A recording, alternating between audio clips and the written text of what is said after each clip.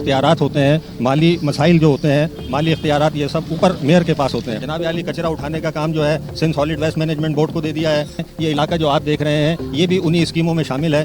دیگر صوبوں میں جو قوانین موجود ہیں بلدیات کے حوالے سے سندھ نے ان کا بھی پاس نہیں رکھا۔ ہماری ٹیم کے رابطہ کرنے پر اس وقت ہمارے ساتھ موجود ہے، تعلق ہے حل صرف جماعت اسلامی سے، UC5 کے چیئرمین ہیں جناب قطب الدین صاحب۔ السلام علیکم۔ وعلیکم السلام۔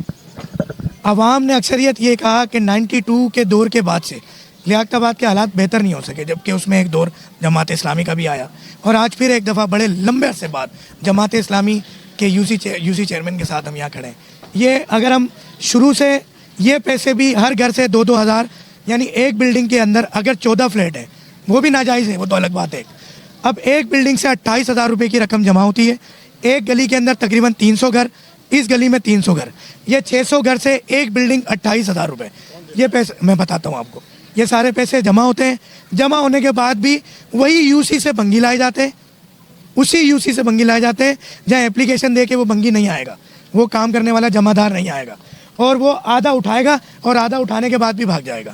یہ ہوتا ہے سر۔ میں خود لیاقت آباد میں رہا ہوں، ایک عرصہ گزارا ہے، میں نے خود دیے، میں خود گواہ اور اس کا ذمہ دار ہوں، اور آج سے نہیں، یہ سلسلہ 92 کے بعد سے چل رہا ہے۔ ہاں، ڈالر کی رقم کی وجہ سے پیسے آگے پیچھے ہوں گے۔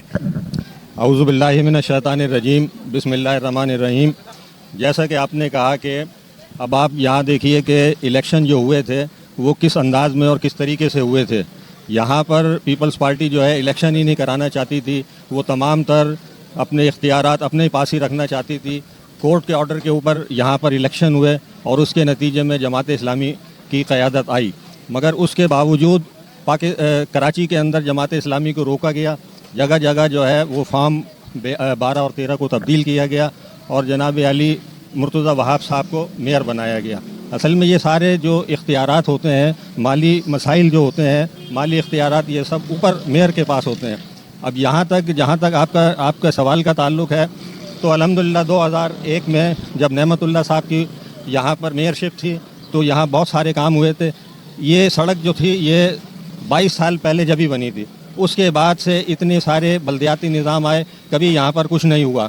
اب الحمدللہ ہم نے یہاں پر یونین کونسل کی جو ہماری ریکمنڈیشن تھی اس کے اوپر ہماری کلک کی کچھ اسکیمیں جناب فراز حسیب صاحب کی محنت سے منظور ہوئی ہیں، اور اس کے اوپر الحمدللہ کام بھی شروع ہو گیا ہے۔ لیاقت آباد 4 نمبر کا جو اسکول ہے وہاں سے انہوں نے کام کا آغاز کیا ہے۔ تو یہ جو سڑک جو آپ دیکھ رہے ہیں، یہ علاقہ جو آپ دیکھ رہے ہیں، یہ بھی انہی اسکیموں میں شامل ہے۔ انشاءاللہ تعالی یہاں ونچنگ تو ہو چکی ہے، اب یہاں پر جو ہے سب سے پہلے یہ کنکریٹ ڈالیں گے اور اس کے بعد یہاں پیور بلاکس کا کام ہوگا۔ جہاں تک گلیوں کا تعلق ہے، آپ کے علم میں بھی ہے کہ سندھ حکومت نے قانون سازیاں کر کے جناب عالی کچرا اٹھانے کا کام جو ہے Sindh solid waste management board کو دے دیا ہے، جو کہ خود مختار ادارہ ہے، سندھ حکومت کے ماتحت ہے، بلدیاتی اداروں سے اس کا کوئی تعلق نہیں ہے۔ اسی طریقے سے یہ جو سیوریج کا کام ہے، یہ ایک کارپوریشن، یعنی ایک بورڈ تھا پہلے، اس کو کارپوریشن بنا دیا گیا۔ یہ سب واٹر اینڈ سیوریج کارپوریشن کے پاس ہے، جو بھی ایک وہ ادارہ بھی سندھ حکومت کے ماتحت ہے، بلدیات کے حوالے سے کچھ بھی نہیں ہے۔ یعنی دیگر صوبوں میں جو قوانین موجود ہیں بلدیات کے حوالے سے سندھ نے ان کا بھی پاس نہیں رکھا، اور وہ تمام اختیارات بھی اپنے پاس ہی لے لیے ہیں۔ اب جو بھی قانون ہے اس کے تحت جن اداروں کے پاس ہمیں جانا ہوتا ہے، الحمدللہ ہم بھی جاتے ہیں، ہمارے ٹاؤن چیئرمین بھی جاتے ہیں، اور وہاں سے جو اسکیمیں ملتی ہیں پھر اس کے اوپر الحمدللہ ہم کام کرتے ہیں۔